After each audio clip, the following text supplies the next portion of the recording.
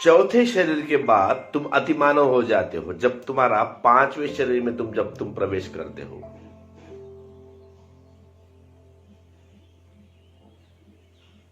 पहले शरीर तक तुम पशु हो, पशु जैसे, मनुष्य भी नहीं। जैसे पशु है वैसे ही तुम हो पहले शरीर तक, जो अपनी फिजिकल बॉडी है हमारी। ज्यादातर मनुष्य पहले शरीर में ही मर जाते हैं, वो कभी दूसरे शरीर में प्रवेश करते ही नहीं।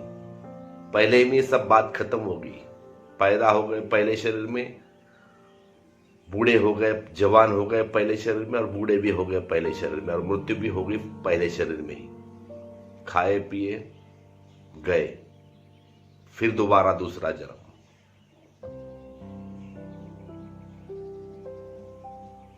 दूसरे शरीर में जब प्रवेश होता है तब मनुष्यता अस्तित्व आती है। समझो तुम मनुष्य बन गए जब दूसरे शरीर में प्रवेश होता है तब।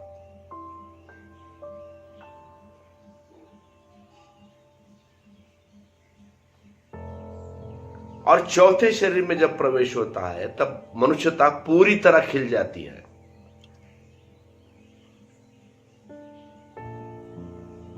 मतलब जो मनुष्यता है पूरी तरह खिल गई। जो भी है जीवन में पाने लायक वह पूरी तरह तुमको मिल गया, मनुष्यता पूरी खुल गई। लेकिन हमारी कोई भी सभ्यता अभी तक चौथे शरीर के पार नहीं गई। इतने हम प्रगत हो गए, बंदर से इंसान हो गए, लेकिन अभी तक कोई भी सभ्यता, ना ख्रिस्त, ना हिंदू, ना ईसाई, ना मुस्लिम, ना बौद्ध, हाँ एक आध दो हो गए, महावीर, बुद्ध, कृष्ण, उनको छोड़ के मैं बोल रहा हूं कोई भी सभ्यता चौथे शरीर के पार नहीं गई।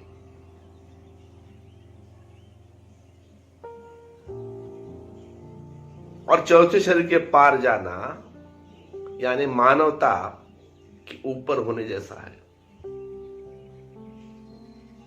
इसीलिए जो भी चौथे शरीर को पार करता है, पांचवें में प्रवेश करता है, उनको हम अति मानव कहते हैं। जैसे जीसस को, गौतम बुद्ध को, महावीर को, कृष्ण को हम उन्हें मनुष्य में गिनती नहीं करते, उनकी गिनती हम भगवान में करते हैं, अति मानव में करते हैं।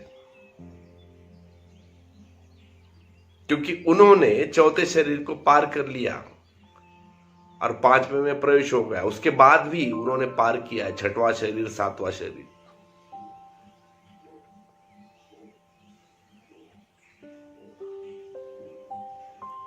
लगभग 7 शरीर है हमारे, जैसे 7 केंद्र।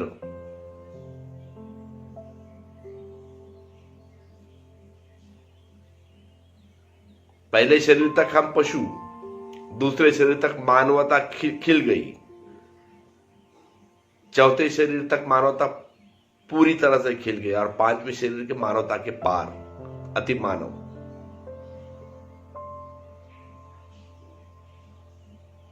साधारण इंसान हम कम से कम चौथे शरीर तक तो भी जाना चाहिए, लेकिन हम चौथे तक पहुंचते ही नहीं।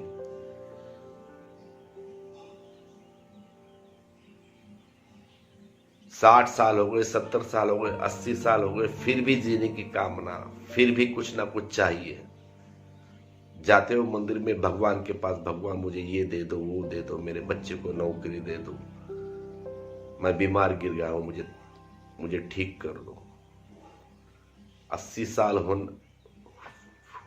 हो गए फिर भी जीने की चाहत, 90 हो गए फिर भी जीने की चाहत। चौथा शरीर ऊर्ध्वगामी दृष्टि, एक आयाम में दूसरे आयाम में छलांग लगाने जैसा है। और जो पहला शरीर है ये तो सबको पहला ही मिला वाला है, भौतिक शरीर। अब मैं मेरे शरीर को खुद देख सकता हूं, मेरे हाथ को, मेरे पांव को, या मेरे चेहरे को, या दूसरे का भी चेहरा देख सकता हूं, दूसरे के भी हाथ पैर देख सकता हूं, और तुम भी मेरे हाथ पैर देख सकते हो, चेहरा भी।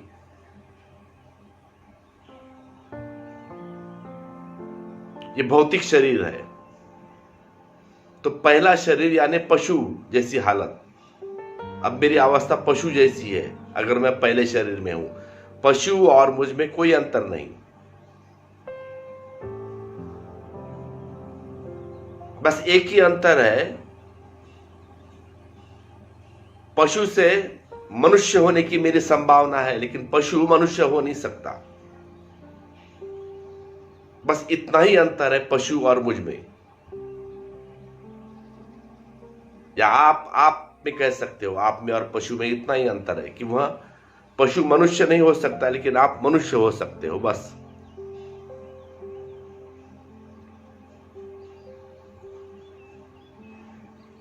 और मनुष्य के नीचे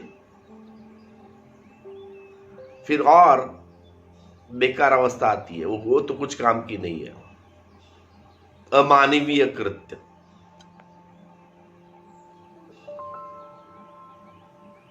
अब पहले शरीर से कोई जब दूसरे शरीर में प्रवेश करता है तब वह संभावना खिलती है मानव होने की, मनुष्य होने की संभावना।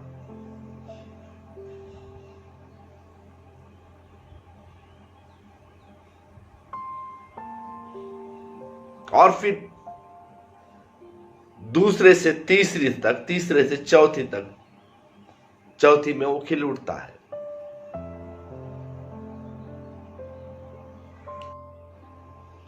तो जो तीसरे और चौथे में जो शरीर में प्रवेश होता है तब मानवता पूरी तरह से खिलती है, लेकिन वह भी एक धोखा है। वह खिलता है बस, लेकिन पूरा नहीं। असल में जब पांचवें शरीर में प्रवेश होता है तब मन के पार आदमी जाता है, तब वह आदमी बुद्ध बन जाता है, वह क्राइस्ट बन जाता है, वह कृष्ण बन जाता है।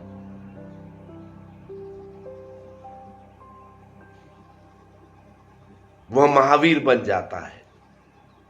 लेकिन चौथे शरीर तक मानवता खिलती है, तब वह, आप कह लो उसे आइंस्टाइन कह लो या न्यूटन कह लो या कोई साइंटिस्ट कह लो। हमें लगता है ये हमसे अति मानव है, हमसे बड़े हैं, लेकिन नहीं, वो बड़े नहीं है। हम मानवता के नीचे है, एकदम नीचे, पहली स्टेप भी नहीं, उसके नीचे है, अमानवीय लोग हैं हम, और वो हमसे ऊपर है 2-3 स्टेप्स। इसलिए हमें वो लगते हैं कि बड़े हैं, कोई उन्होंने अप्रतिम काम किया है।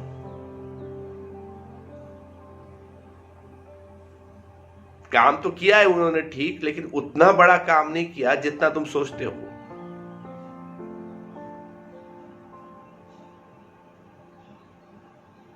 तुम मानवता के नीचे के स्टेप्स पे हो, अमानवीय।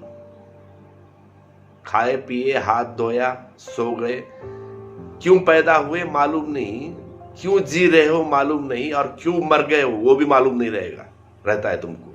मौत भी आती है, नींद में आती है, कैसे मरे वो भी पता नहीं, क्यों पैदा हुए वो भी पता नहीं, और क्यों जिंदा है वो भी पता नहीं। और जिंदा रहे तो भी सदा दूसरों के लिए।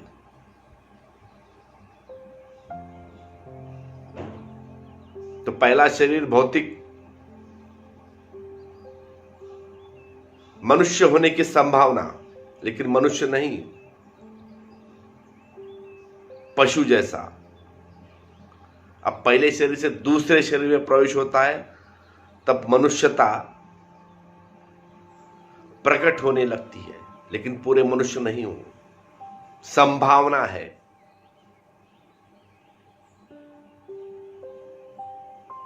और जो दूसरे से तीसरे शरीर में प्रवेश होता है तब थोड़ा बहुत कुछ होते हो। तब आजकल जो तुम्हारे लोग ज्ञानी लोग हैं, साधु बाबा ना, ये तीसरे शरीर का चमत्कार है, वो तुम्हारा फायदा उठाते हैं। फिर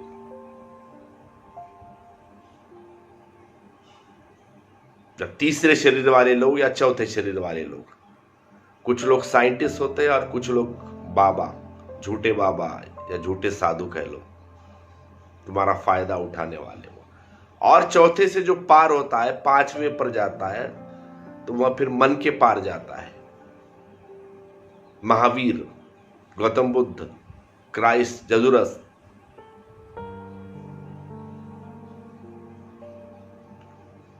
ये लोग फिर टुच्चे काम नहीं करते जैसे तुम्हारे साधु बाबा करते हैं, इसलिए जन्मों जन्मों से इनका नाम हुआ है। गौतम बुद्ध का, महावीर का, जीसस का, मोहम्मद पैगंबर का। ये लोग हजारों सालों से पूजनीय क्यों है? क्योंकि वह मन के पार गए, पांचवें शरीर के पार गए। अब जो लोग तीसरे चौथे पे अटके हैं, तो आजकल के ये संत बाबा, उन्होंने प्रयत्न पूर्वक पहले से दूसरे, दूसरे से तीसरे गए प्रयत्न पूर्वक। उसके लिए तो आयाम है, उसके लिए योग है। तो ऐसा नहीं उन्होंने कोई बड़ा काम किया है, तुम भी पहुंच सकते हो उस संसार में रह कर भी।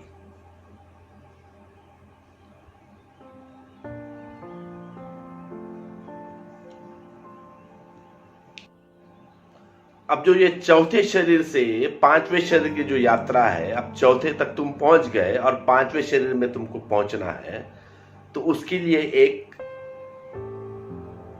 योग है, ऊपर की ओर देखना, यानी आज्ञा चक्र की ओर देखना। तो वहां से चौथे शरीर से पांचवें शरीर में तुम्हारा प्रवेश हो जाता है।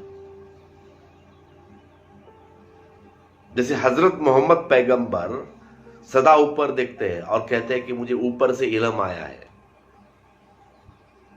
या जदुर्रस्त।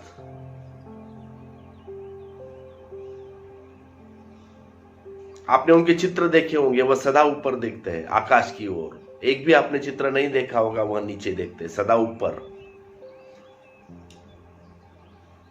और जब उनको पहली अनुभूति मिली, तब एक आग के रूप में मिली है। आग प्रतीक है जब उनको कुछ सत्य मिला, अनुभूति मिली। तो इसीलिए पारसी लोग अग्नि पूजन करते हैं। अग्नि का महत्व इसीलिए है, जहां पे तुम्हारा थर्ड आई है, आज्ञा चक्र है, जब वह खुल जाता है वहां, तब वह आग की लपटे है। आग की लपटे से वहां पे कुछ नहीं है।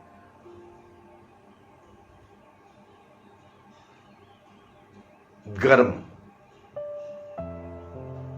एक नया जन्म। एक तो जन्म तुम्हारा होता है माता के पेट से, और ये दूसरा जन्म जब आज्ञा चक्र खुलता है तब। जब चौथे शरीर से पांचवें शरीर तक तुम्हारा प्रवेश हो गया।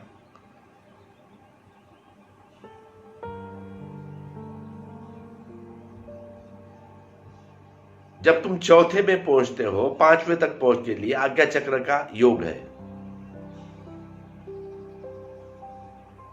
अब कोई बिंदु त्राटक करता है, कोई सूर्य त्राटक करता है, लेकिन ये त्राटक थोड़े डेंजर है आपके लिए, धोखादायक। उससे अच्छा आंख बंद करके या ऊपर की ओर देख के, दोनों आंखों से आंख केंद्रित करके, जहां पे थर्ड आई है, आंख बंद के अगर केंद्रित करोगे तो वह सबसे अच्छा योग है, बजाय के त्राटक करने से।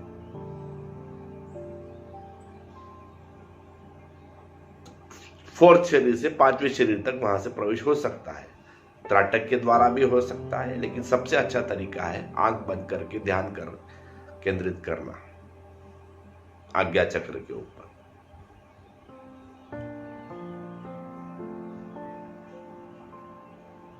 अब जो लोग पहले, दूसरे और तीसरे शरीर को कर चुके हैं और चौथे शरीर में है, तो उनके लिए बहुत सहज संभावना है, उनके लिए ज्यादा कोई कष्ट करने की जरूरत नहीं है। वह तुरंत हो जाएगा चौथे से पांचवें शरीर में।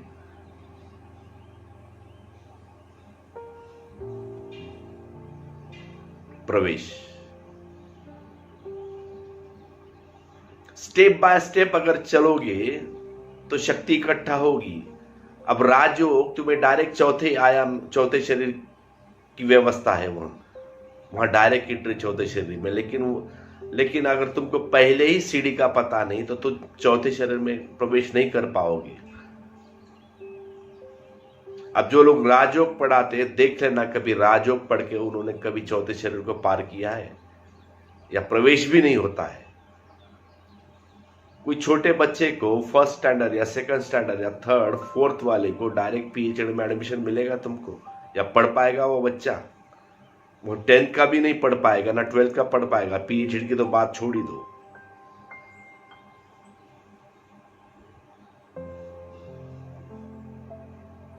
तो इसीलिए तुमको भी पार जाना है तो मेरे हिसाब से पहले शरीर से शुरुआत करो तो आसानी हो जाएगी। पहले से दूसरा, दूसरे से तीसरा, तीसरे से चौथा, चौथे से फिर पांचवा, और पांचवें शरीर के बाद तो कोई योग काम नहीं करता, फिर ना कोई पद्धति है छठवां और सातवें शरीर तक पहुंचने के लिए। उसके ऊपर हम चर्चा बाद में करेंगे। तो पांचवें शरीर से और एक लोक और एक नया आयाम खुल जाता है। अब तक चौथे में बाहर से अंदर तक का आयाम था, लेकिन पांचवें शरीर से जब पांचवें में प्रवेश होता है तो वह आयाम, नया आयाम खुलता है। अब नीचे से ऊपर की ओर का आयाम। अब जैसे ही तुम्हारा प्रवेश होता है पांचवें शरीर में, तुम अहंकारी से निरहंकारी हो जाते हो। अहंकार वहां पे खत्म हो गया, शून्य हो गया।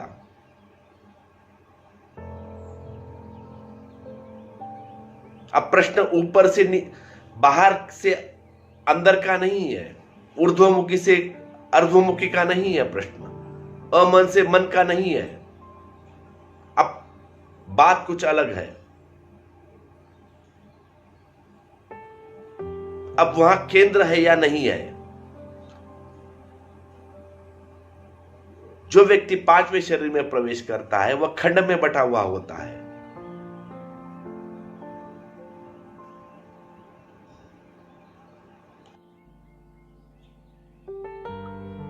पांचवें शरीर तक व्यक्ति बिना किसी केंद्र के होता है और खंड में बटा हुआ।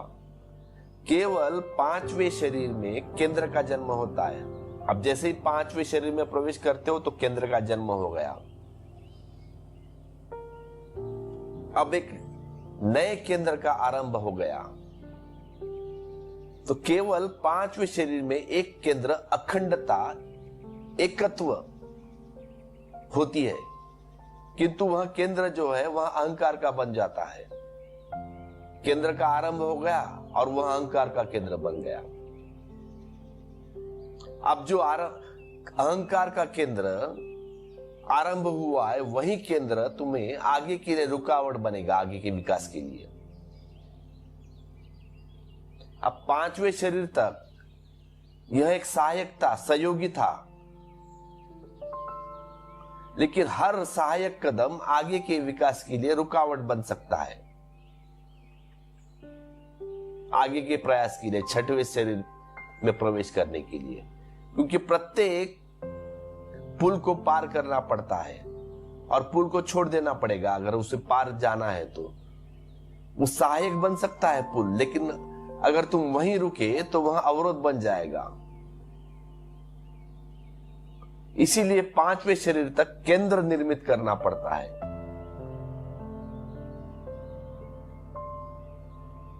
यह जो पांचवा केंद्र है वह क्रिस्टलाइजेशन है, एकीकरण है।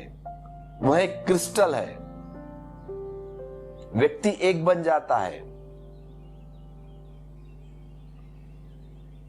अब वहां कोई नौकर नहीं, अब जो मालिक है उसने सब हाथ में सत्ता ले ली, उत्तरदायी ले लिया संभालने का। अब मैं संभालता हूं पूरा।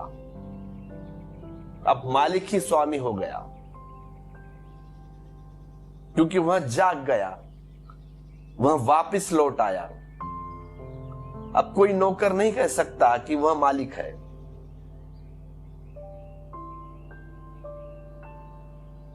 जब मालिक उपस्थित है तो नौकर हट जाता है, खामोश हो जाता है। अब जैसे तुम्हारे जो केंद्र है, आंख, कान, हाथ, कभी आंख की तुम सुनते हो, कभी कान की सुनते हो।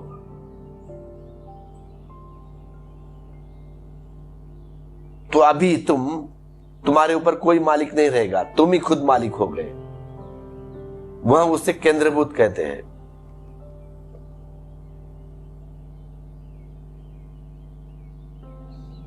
तो पांचवा शरीर अखंड है, केंद्रभूत है, लेकिन आगे के विकास के लिए केंद्र को फिर से खोना पड़ेगा। छठवें में जाने के लिए, छठवें शरीर में वो केंद्र को फिर से खोना पड़ेगा। एक दूसरे आयाम में इस एकता में ही नहीं खोना है, बल्कि शून्यता में, आकाश में खो देना है। और केवल वही खो सकता है जिसके पास है। इसीलिए पांचवें शरीर से पहले अहंकार शून्यता की बात करना मूर्ख है। जो चौथे शरीर में है, अगर वह कहे कि अहंकार शून्य हो गया है, तो ये बात, वो झूठ बात कर रहा है।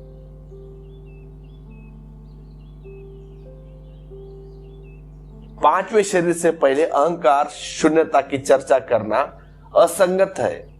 उसका कोई मायने नहीं रखता। अगर कोई बोलता है कि मेरा अहंकार विलीन हो गया चौथे शरीर तक, अहंकार विलीन होने के लिए पांचवें शरीर की यात्रा करनी पड़ेगी, पहुंचना पड़ेगा। तुम्हारे पास कोई अहंकार अभी है ही नहीं, तो तुम कैसे खो सकते हो उसे?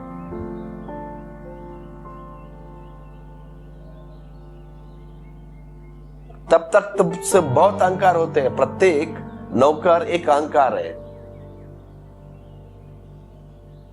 उसका मतलब है तुम्हारी आंख अपनी कहती है, कान अपनी कहते हैं, नाक अपनी कहते हैं, ओठ अपने कहते हैं। उसके ऊपर कोई कंट्रोल नहीं रहता तुम्हारा, जब तक तुम पांचवें में प्रवेश नहीं होता तब।